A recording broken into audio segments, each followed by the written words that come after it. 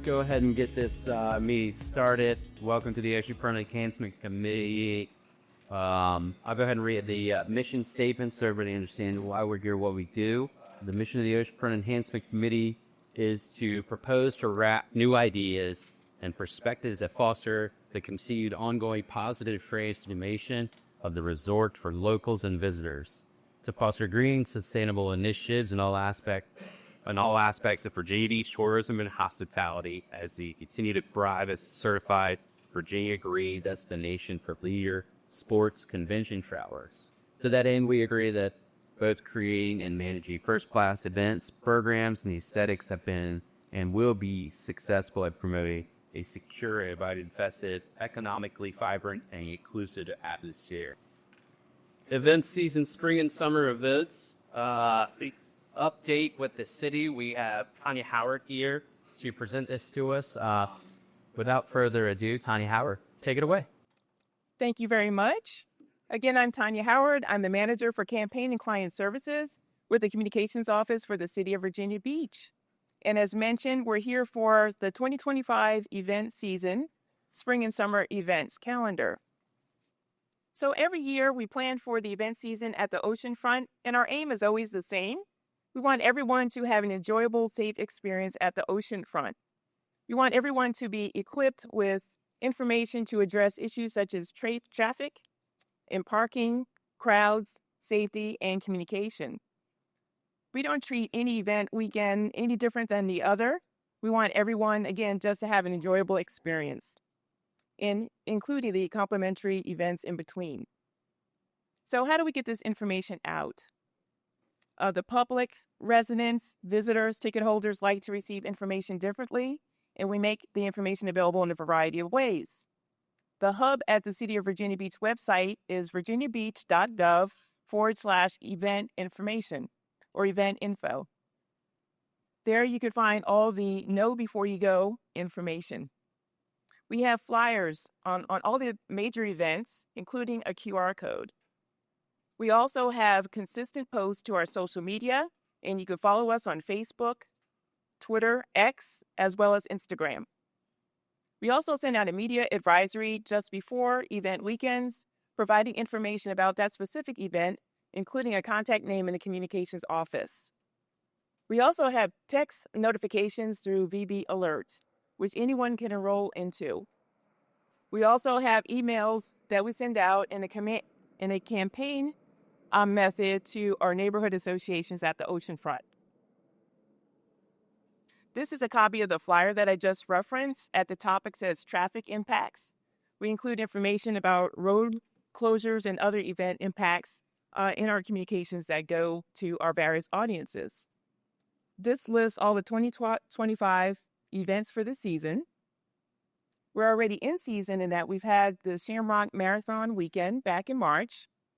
And the next upcoming major event will be Memorial Day weekend Salute to Summer.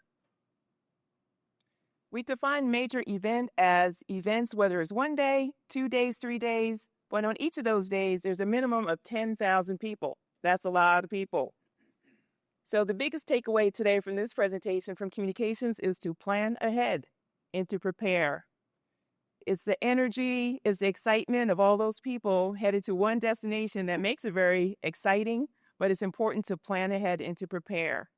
We advise everyone to use the Waze app to help with traffic and road conditions and real-time updates with that regard. And also the city provides VB Go to share real-time information on parking.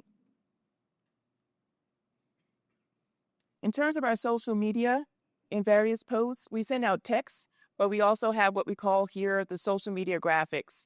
This is an example of what we're going to have for Memorial Day. This year we have more color differentiation because some of these events happen to overlap on particular weekends, so this will help to distinguish for those using it one event from the other. And you can see below that we talk about VB events again in the text alerts, the Waze app, and on the last one, VB Go. So how can one get involved?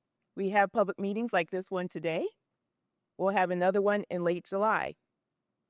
Today, my colleagues and I will be talking about events for the first half of the season. and that's through the 4th of July Stars and Stripes celebration.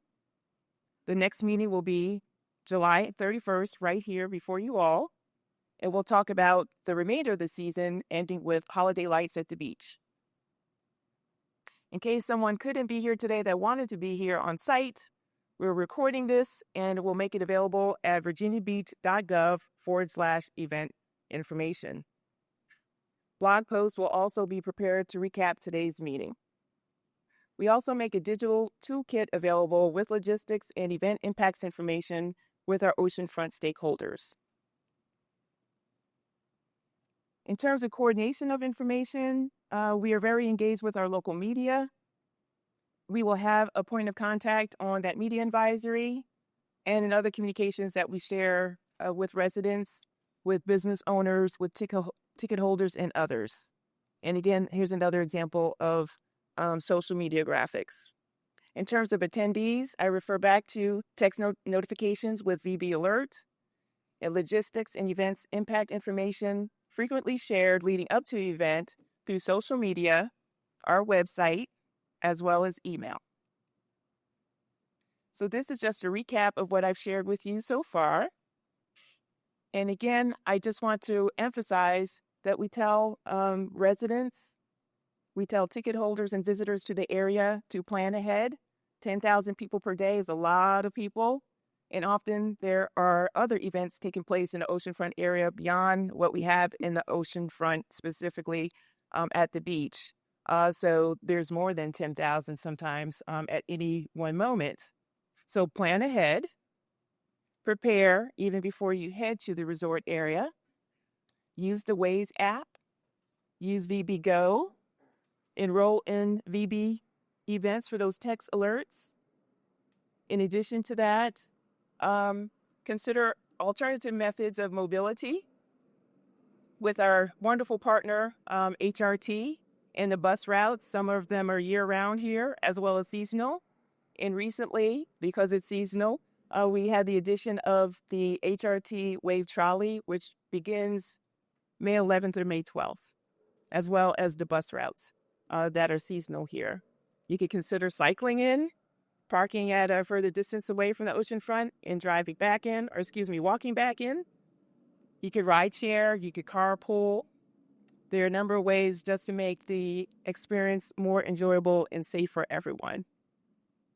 So that's the presentation from communications, and I'd like to turn it over to the police department. Thank you very much. Good morning. I'm Lieutenant Tankersley. I'm with the Special Event Unit of the Virginia Beach Police Department. We are responsible for planning and implementing large and small-scale special events, as well as approving permits for events throughout the entire city as well. To talk a little bit to you today about public safety, this is going to be very similar to what we spoke about last year at this time. We have basically a special event task force that manages the planning and implementation of special events throughout the entire city, including the majority of the events at the oceanfront. The Special Event Task Force is basically a fancy word for public safety city entities getting together in the same room, to include police, EMS, fire, public works, and our resort management office. Our events that we plan for basically occur and are planned for immediately after the city council approves them. After every event, we work with our partners to identify any issues that occurred during the event, any areas of improvement. We call it an after-action report. And anyone that is in any part of the event throughout its occurrence can identify any issues and any areas of improvement that we can work on in subsequent years. Our focus is the safety and security in the event footprint and the surrounding areas. We are not only concerned about the events that are occurring, but also the surrounding areas. In some instances, critical incidents can occur that are completely unrelated to the event in close proximity to the event, and we are prepared for dealing with those as they occur, either within the footprint or right outside the footprint of the event. We have contingency plans for unexpected emergencies. This includes tactical planning.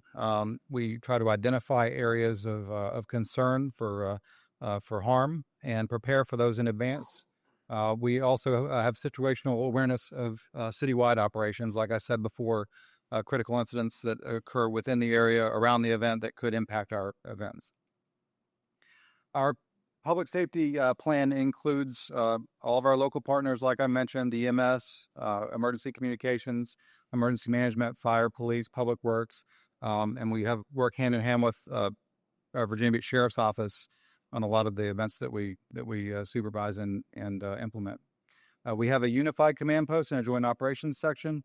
This is going to be where we are supervising these events as they occur in coordination with those same partners. And then we have a medical plan.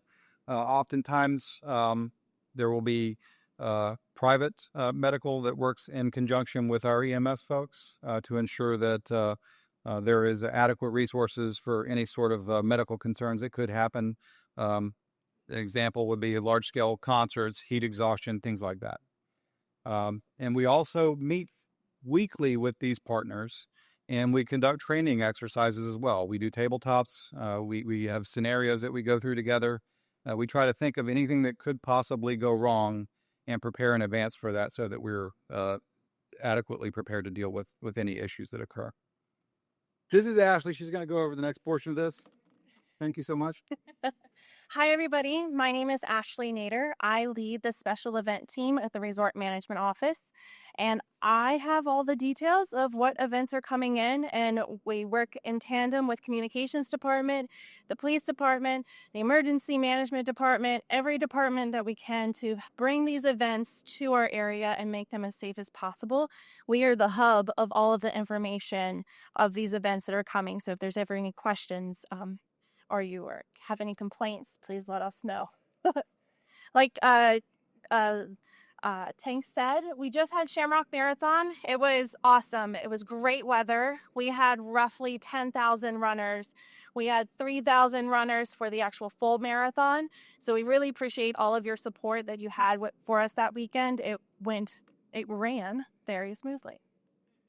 The next event that we have coming up is Memorial Day weekend, and that is produced by our city contractor, Beach Events. Beach Events you'll see pop up here quite a bit. They are tasked with producing all of the city-sponsored events in tandem with our other tourism events that we have during the end season, which is Memorial Day to Labor Day.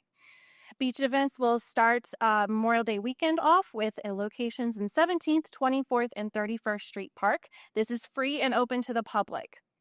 Please get here early. We will probably run short on parking this weekend. Music will start around 7:30. Our next event is Jackalope Weekend. This is the following weekend after Memorial Day. Jackalope takes place up at 31st Street Park, as well as on the beach and the boardwalk between 28th all the way up to about 32nd Street. Jackalope itself is planned a Friday, Saturday, and Sunday. Friday start time will be 5 p.m. to about 10:30 p.m. Saturday will be 9 a.m. to 10:30 p.m. and Sunday will be 9 a.m. to 9:30 p.m. Throughout all of those days, you'll expect to hear music. There will be a DJ on the stage, and Jackalope playlists will be going through the entire time. We expect to have 31st Street Park activated the entire time. Some activities of the actual schedule for those activities are to be announced, but we can expect to see skimboarding, skateboarding, motocross, BMX, base jumping, skydiving, high line, and hair hanging. I don't know what it is yet, but come to Jackalope and you'll find out. We also work in tandem with Vibe as well as the school to have an art expo during the same time. They'll be just north of the whole expedition, but 32nd Street to 33rd is where our students' art will be shown during this time. The following weekend is sand soccer. This is soccer all the time, every hour, at every street. Be prepared. Sand soccer brings in pros, it brings in amateurs, it brings in kids. It's a full family event. It is from 2nd Street all the way up to 35th Street. From Second to the pier, you can expect to see the kickoff sports, the spin-off sports. So that's the volleyball, that's the lacrosse, that's the football. From Pier North is all of your soccer everywhere. We will have food trucks. There will be food. Our beach events will do nightly entertainment in the parks. Just expect a full activation that entire weekend. That leads us into Point Break Music Festival. Point Break Music Festival is this is its second year. We expect to see ticket sales are on sale. We expect to see about 15,000 per day. Point Break is between 4th and 8th on the beach. We're expecting 2 stages again. The lineup is published and more shows are expected to be announced. We do expect traffic closures for this.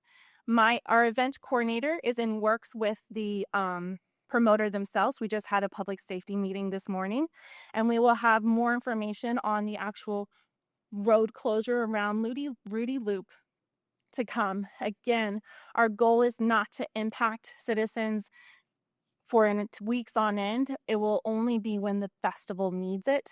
But we'll have more information for that to come in. We can give it to this group once we have it. Next up, which is our final event at this presentation, is 4th of July. 4th of July is get here early. It is a full-on celebration. It is in 17th, 24th, and 31st Street Parks. The music will begin about 7:30 and run till about 9:30. The fireworks are expected to go off at 9:30 p.m. Again, this is produced by Beach Events as well, and we really expect to see heavy traffic, so leave early.